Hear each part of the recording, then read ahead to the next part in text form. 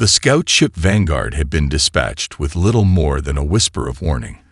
Its mission simple: investigate the sudden silence of Elysium 7, the mining colony at the farthest reach of the neutrality line. No one had expected the message that came back. All systems dead. Nothing left. The pilot's voice crackled over the comm, thin with disbelief. We're turning back. Wait. The transmission cut off mid-sentence, followed by a burst of static. And then, nothing. Admiral Lucius Harper stared at the empty communication screen aboard the U.S. Resolute, his flagship. He'd expected a report, a debrief. Instead, the absence of a response was the loudest message of all. He motioned to his crew to prepare for immediate action. Send a new squadron. I want every inch of that system scoured, Harper ordered, his voice steady despite the rising dread inside him. And get me someone who can explain what happened out there. The Resolute's engines hummed to life, propelling the massive vessel toward the farthest edge of human space. It was a quiet voyage, the crew tense and silent. They'd heard rumors, vague whispers of alien fleets lurking in deep space, of strange forces moving beyond the line, but Harper refused to believe it. This wasn't supposed to happen. The neutrality line was an understanding, a boundary, an unspoken agreement between species that peace should be maintained at all costs. As the ship entered the Elysium 7 system, a chill fell over the crew. There were no signs of life, no ships, no orbiting satellites, nothing. The system seemed dead. Yet when the scanners ran their sweep, they picked up something that made Harper's blood run cold. The first signal came from the planet's surface, weak, distorted, as if trying to break free from some unseen grip. It was a distress call, but it wasn't human. "Commander," the sensor officer called, his voice shaky. "We're picking up heat signatures on the ground. Unidentified, but not human." Harper's instincts flared. What are we dealing with? Before the officer could respond, the ship shook violently. An unseen force slammed into the Resolute, knocking loose equipment and sending crew scrambling. Alarms blared, and the starboard side of the ship blazed with the red glow of damaged hull plating. "Return fire," Harper barked, his mind racing. But the enemy was already gone, faster than the crew could react. In the eerie silence that followed, Harper understood. This wasn't just a raid or an attack. This was an opening move. And humanity had just been thrust into a war it wasn't ready for. The U.S. Resolute limped back to the nearest human-held world, Sigma 9, its hull streaked with battle scars. Admiral Harper stood on the bridge, hands clasped behind his back, watching the pale blue world grow larger on the view screen. His mind raced. There was no denying it anymore. The Drylith had crossed the neutrality line, and the consequences would be devastating. Within hours, the United Stellar Defense Council convened, a holographic array of leaders from across humanity's far-flung colonies, each projecting from their respective worlds. The virtual chamber hummed with tension. Harper stood at the head of the meeting table, his stern expression betraying none of the unease he felt inside. "Admiral Harper," Governor Sophia Rodas of Mars began, her voice clipped. "What exactly are we facing here? You say you were attacked, but by what? Who are these Drylith?" Harper met her gaze. "We don't know exactly. What we do know is that they're old, ancient. The Drylith were thought to be nothing more than myth, a warning from the early days of our expansion. But they are real, and they're not coming to talk." The room fell silent as the gravity of his words sank in. For a moment, Harper allowed himself a brief bitter smile. The Drylith were far from myths. They were the kind of enemy humanity had been warned about, relentless, unforgiving, and unforgivingly alien. "We need to act quickly," Harper continued, voice tight. "Their strike on Elysium 7 was no accident. They're sending a message. They believe that humanity is a threat to the galaxy's order, and have chosen to eliminate us." "Eliminate," echoed Admiral Jonas Ulrich of the Jovian Defense Forces. "I don't know about you, Harper, but I've faced my share of skirmishes with alien races. If these Drylith are anything like the others, we can defend ourselves. We just need to beef up our fleets." "No," Harper cut him off sharply. "This isn't like anything you fought before. They won't engage in diplomacy. They want to wipe us out." He paused, letting his words sink in. "We need a response, a strong response." Governor Rojas nodded slowly. "Then we act." Her eyes flicked to the corner of the room, where the shadowed figure of Director Ilara Knox, head of the Black Site Research Division, stood in silence. Harper knew what she represented, what she had been working on. The others in the room fell into uneasy silence as Knox finally spoke, her voice low but sure. "I'll bring it online. It's time for Aegis." Harper nodded, though a tight knot formed in his stomach. The Aegis Directive, a plan so secretive it had been buried beneath layers of red tape. And now it was humanity's only hope. The council room hummed with the anticipation of an unprecedented decision. Harper's eyes hardened. This war had just begun, and humanity wasn't about to bend. The Resolute set a course back toward the Sol system, its engines humming with a quiet intensity. Within days, the first reports came in. The Aegis Directive was active. The Black Ops facilities scattered throughout the asteroid belts of Titan, Ganymede, and beyond had stirred into life, their dormant shipyards awakening as if the galaxy itself had been holding its breath. Admiral Harper, now fully aware of the gravity of the situation, convened another urgent meeting with the highest-ranking military officers and political leaders from Earth and its colonies. But this meeting wasn't taking place in the open. This time, they gathered in a secure chamber beneath the surface of Earth's moon, an area long hidden from the public eye, where humanity's most devastating weapons had been conceived. Standing before them was a massive holographic display of the Vengeance Line, a fleet of colossal warships unlike any seen before.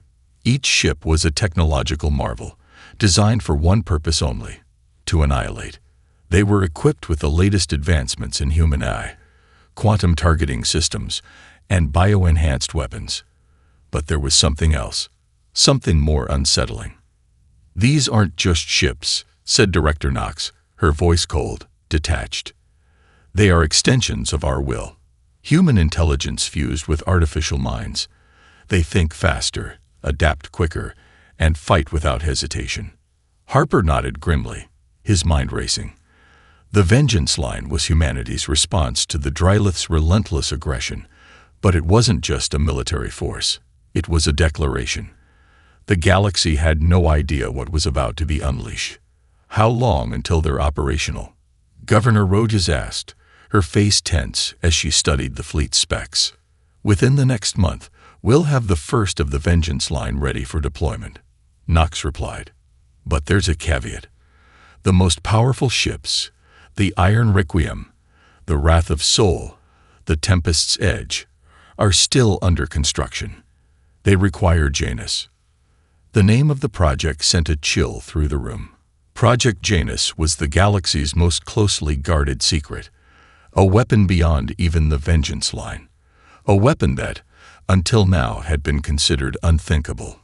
"The Janus Protocol," Harper said slowly. "It's ready, isn't it?" Knox met his gaze, her eyes unwavering. "Not yet, but we can bring it online in 3 weeks. The first volunteers are ready." "Volunteers?" Ulrich barked. "What do you mean, volunteers?"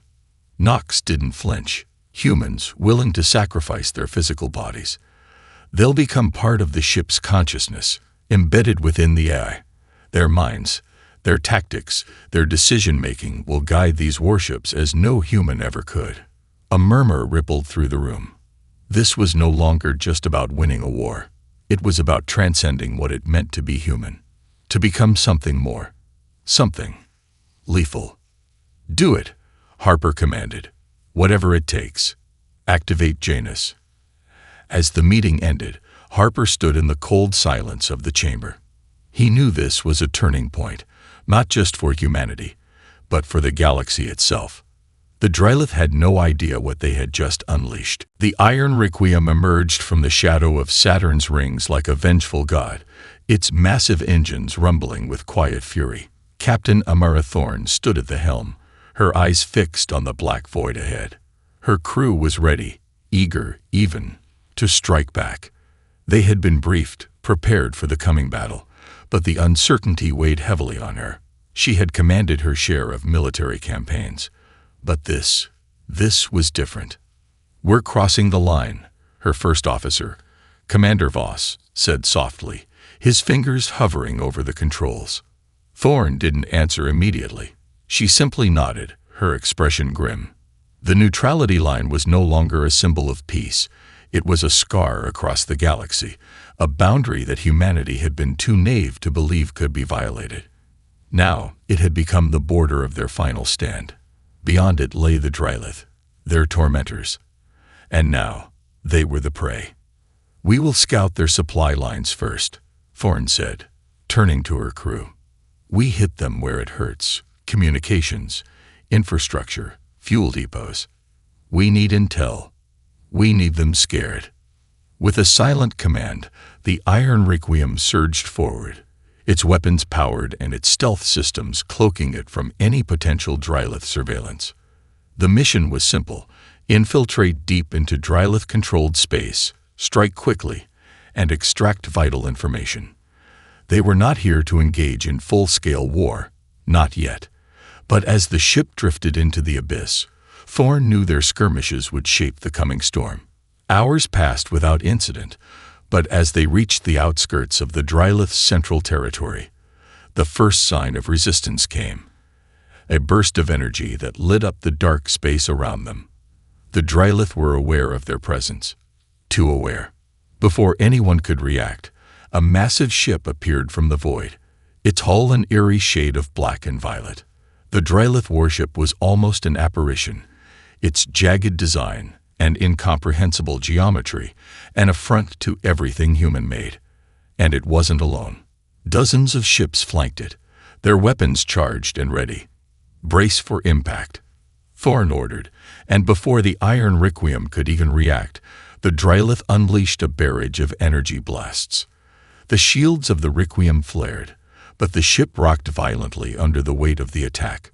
"Return fire," Thorne snapped, her voice cutting through the chaos. "Focus on the lead ship. Disable their weapon systems."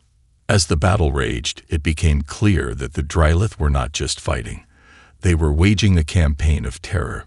Their attacks were brutal, methodical, but human ingenuity and the tactical superiority of the Iron Requiem began to turn the tide.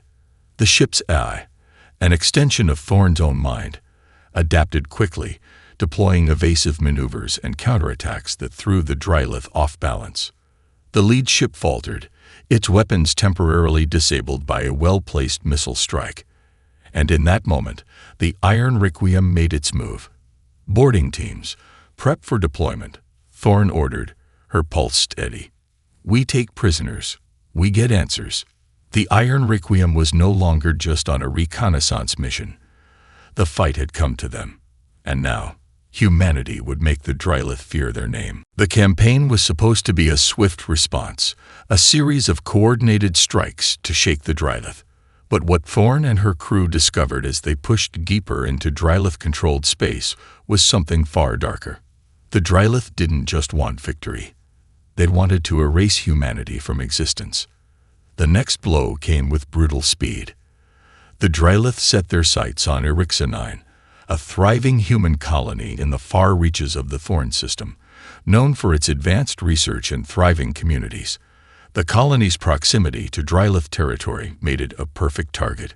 The first sign of trouble came through the fleet's encrypted communication channels, an urgent message from Erixa 9's governor, Alec Duran. "We've detected an anomaly, a massive energy spike at the system's core. We're under attack." The message cut off mid-sentence. Static replaced the frantic voices of the colony's command center. Within hours, the Iron Requiem and the fleet were en route. But by the time they arrived, Erixa 9 had already been consumed. On approach, Thorne's stomach twisted. There was no mistaking the signs of a star collapse. The great blue giant at the center of Erixa 9's system had been ignited in a manner that defied comprehension. It was not an explosion. It was something worse. The star was destabilizing, its core collapsing into itself, tearing apart everything in its wake. The planet was already gone, consumed in the firestorm. "Report," Thorne barked. "Sir, it's not a natural supernova," the tactical officer replied, his voice filled with dread. "The star's core has been artificially destabilized, like it's been hijacked. The explosion is too precise, too controlled. They've turned the star into a weapon," Thorne muttered, her mind racing. "The Drylith didn't just want to destroy Erixa 9. They've sent a message. This is the cost of defying them." "Looks like the whole system is going critical," the officer continued. "It's going to take out everything. All ships in the vicinity. They're toast." There was no time for mourning, no time to process the magnitude of the devastation. Thorne stood frozen for a moment, watching the brilliant fireball of Erixa 9's star as it erupted into the void, sending shockwaves across the system. The colonies, the people, they were gone. But she knew what had to be done. The Drylith had crossed a line that humanity would not tolerate. "Prepare the fleet," Thorne said, her voice now a low, commanding growl. "We're going after them. It's time to make them pay." As the Iron Requiem turned its nose toward the heart of Drylith space, every officer aboard felt it. The burning fury that replaced their grief, the certainty that this war, this genocide, would only end one way, with the destruction of the Drylith. The vengeance line was ready, and they were coming. The assembly chamber was silent as the final countdown began. A soft hum reverberated through the walls, the sound of machinery awakening. The vengeance line fleet was at the ready, massive warships with cutting-edge weapons and human intelligence guiding them. But humanity's greatest hope rested not in these ships, but in what was about to unfold in the heart of the Sol system, the Janus Protocol. Admiral Harper stood before a holographic map of Drylith space, his arms crossed behind his back. The flickering lights in the room cast a harsh shadow over his face, but his gaze remained unwavering. He had seen the devastation wrought by the Drylith. Erixa 9 was only the beginning. Now, it was time to strike back with something beyond their understanding. Director Ilara Knox's voice broke through the quiet. "The first of the Janus vessels are prepared. Volunteers are in position, and the neural interfaces are sensed. Once they're integrated, the ships will become one with their commanders. Their minds will meld with the ship's AI systems, forming a singular, indomitable consciousness." The room shifted uncomfortably. The idea of merging human minds with machines, of giving up their physical forms to control the ships as an organic part of their minds, was unsettling. But the Drylith had shown no mercy. Humanity had no luxury of hesitation. "How long until they're operational?" Harper asked. "We have 2 hours," Knox replied with clinical precision. "Once we deploy the Janus vessels, the fleet will be a different entity, a hyper-intelligent, adaptable force, a mind that can think faster, more effectively, and more ruthlessly than anything the Drylith can throw at us." "Ruthless," Harper muttered, the weight of it sinking in. He had always believed in humanity's capacity for mercy, but now he could feel the cold steel of necessity creeping into his thoughts. This war would not be won with diplomacy. He turned to Captain Amara Thorne, who stood at attention beside him. "Captain, once the Janus ships are online, I want you leading the charge. You've been in their territory. You know how they think. Your ship will be the flagship." Thorne nodded, her eyes steady. "Understood, sir." For a brief moment, there was a flicker of something in her eyes. Something dark, something that had been kindled during their fight against the Drylith. It wasn't just duty anymore. It was personal. As the Janus ships powered up, their AI systems came online. The process was seamless. A few volunteers, chosen from the best and brightest of humanity's military leaders, stood ready to take their place in the ship's minds. A single thought flickered through their consciousness. This was the moment where humanity's fate would be sealed. Admiral Harper watched the final integration on the display, the merging of minds, human and machine, and knew that they were no longer just fighting for survival. They were fighting for something more. They were fighting to redefine what it meant to be human. "Launch the fleet," Harper ordered, his voice cold with resolve. The war had just shifted in humanity's favor. The Vengeance line moved with deadly precision, each ship now an extension of the minds that control them. The Janus vessels, their pilots now fused with their AIs, cut through space like living shadows, faster and more deadly than ever before. Captain Thorne stood at the helm of the Iron Requiem, the neural link buzzing in the back of her mind, a constant reminder of the power she now wielded. "Status report," she commanded, her voice calm, though inside, her pulse quickened. The Drylith were closer now, closer than ever. "We've entered Drylith-controlled space, Captain," her first officer, Voss, said. "Scans indicate a massive fleet gathering near the Kedgeloth system. They're preparing for something big." Thorne's mind raced. Big meant something catastrophic, another world-destroying weapon, another galaxy-shaking event. But the Drylith weren't the only ones who could strike with overwhelming force. Humanity's new weapon was a force of nature in itself. "We need to take the initiative," Thorne said, her eyes narrowing. "Prepare to engage the Drylith fleet. No more waiting. We fight." The Iron Requiem surged forward, its engines firing with blistering speed, the other Janus ships following in perfect formation. A pulse of energy erupted from the Drylith flagship, a massive warship that seemed to draw the void around it, crackling with dark energy. It was a warning shot, a reminder of their power, but Thorne wasn't intimidated. "Return fire," she ordered, and the Iron Requiem's weapon systems activated in perfect synchrony with the rest of the fleet. Energy blasts erupted across the void, striking the Drylith's front line, carving through their shields like paper. The battle had begun, and humanity was no longer the prey.